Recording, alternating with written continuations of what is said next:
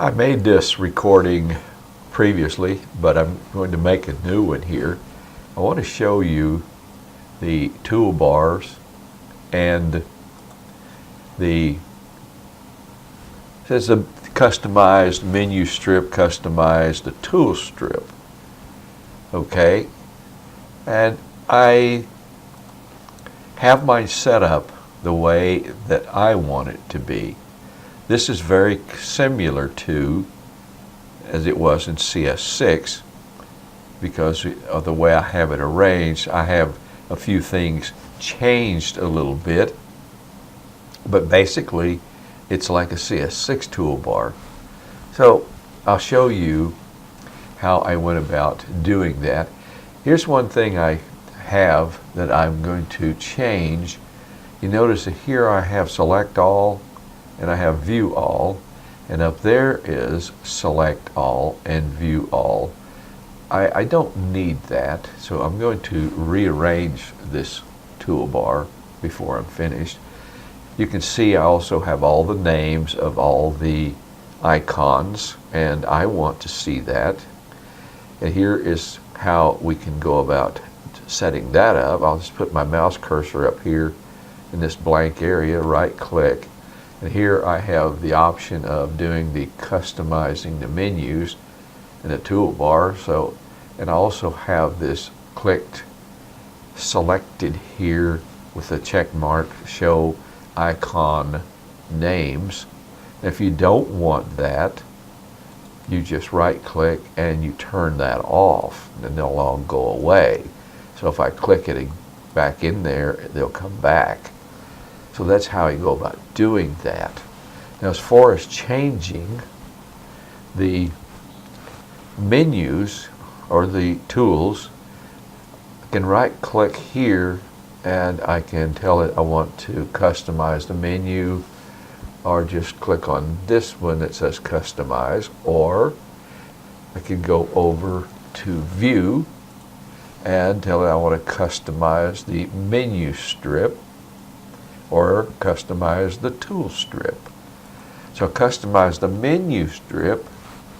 Here you can see what I still have available buttons that I haven't used, and over in this area is the current buttons that are in use.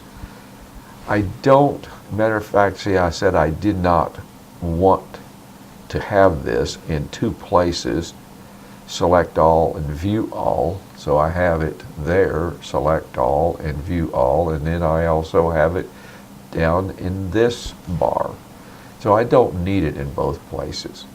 I'm going to just remove it from this area. How do I do that? I can do it two ways.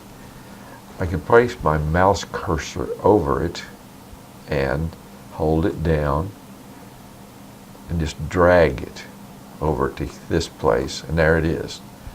Or I can select it, left click the mouse button, select it, and use this arrow pointing to the left, and it'll move it over there. I can move things back and forth by using these arrows. So this is selected. If I click this button, it'll place it back over on the active button side. And if I don't want it there, I can just click this and it'll move it back out into the available button area. So that's how you change that. In order to change the order of something that is in this side, I can do it two ways. I can put my mouse button over it and hold it down, and I can just move it up or down, either one. I move it into that space, there it is. I'll move it back down again, and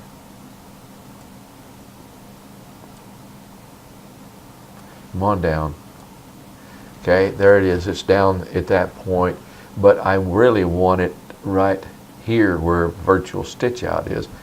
I'll have it highlighted, So I could just click the up arrow, and there it will move it up there in that area. So that's how you can manipulate the tool strips and the menu strip the way that you want them to be.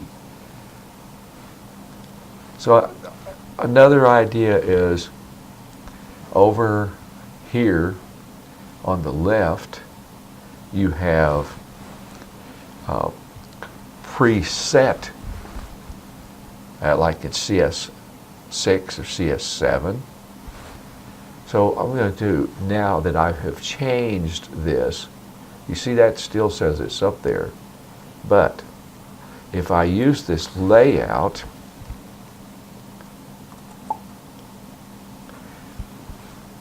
now you can see that they are no longer up in that bar at the top. They only appear here in this bar. Again, I'm going to go into the edit,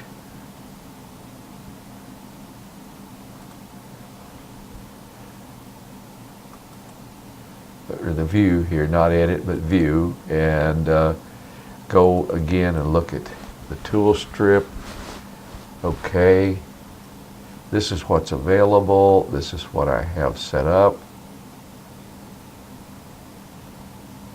We go back into view. Okay, I got to exit out, go back into view, and go to the menu strip. Okay, the menu strip here, I have this set up, and at the left I have my needle, then this oil stitcher, set origin. Okay, zoom in, zoom out. So that's the way I have that, the way I want it to be. I'm going to exit out. Over on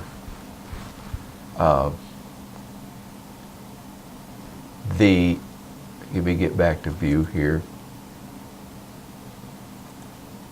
Over on the left we have different features.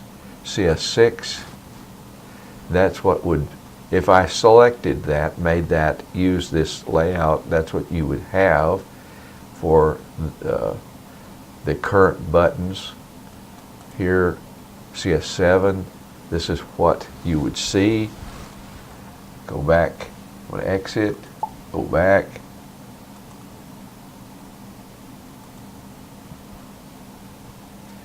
It's not the one I want.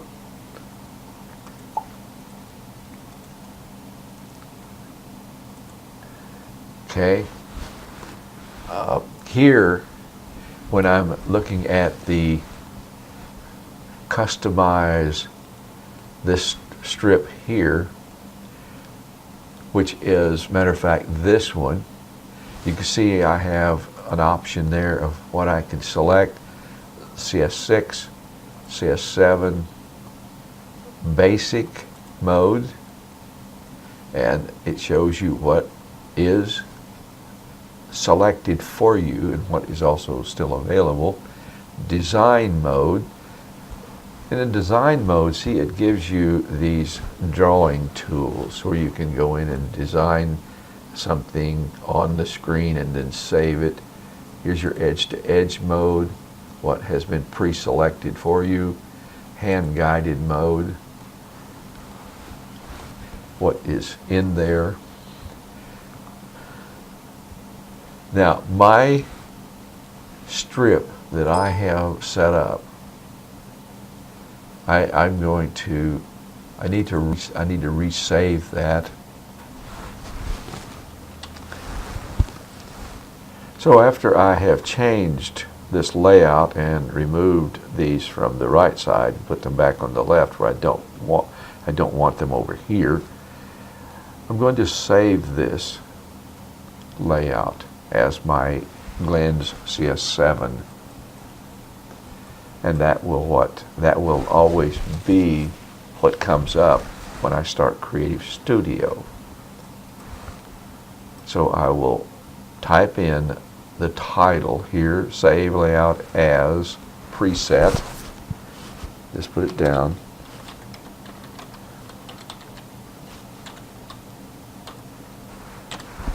My 7.1. I will save it. Now it's going to be shown up there. So every time that I start Creative Studio, you see, this is what it's going to show. See, these are on the left side now. And if I look at my tool strip, this is what it's going to show when I start Creative Studio. So we can check this out. I'm going to exit out of Creative Studio.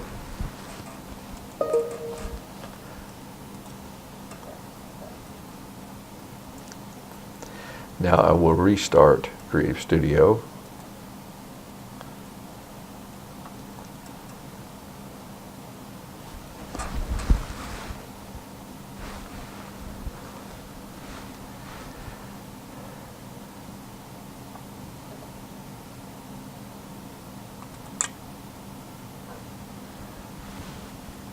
And if we look at this, we can see that when it came up, see, I do not have select all and view all on this top bar. So that's how it's going to start every time I start Creative Studio. So now I have it all set the way that I want it.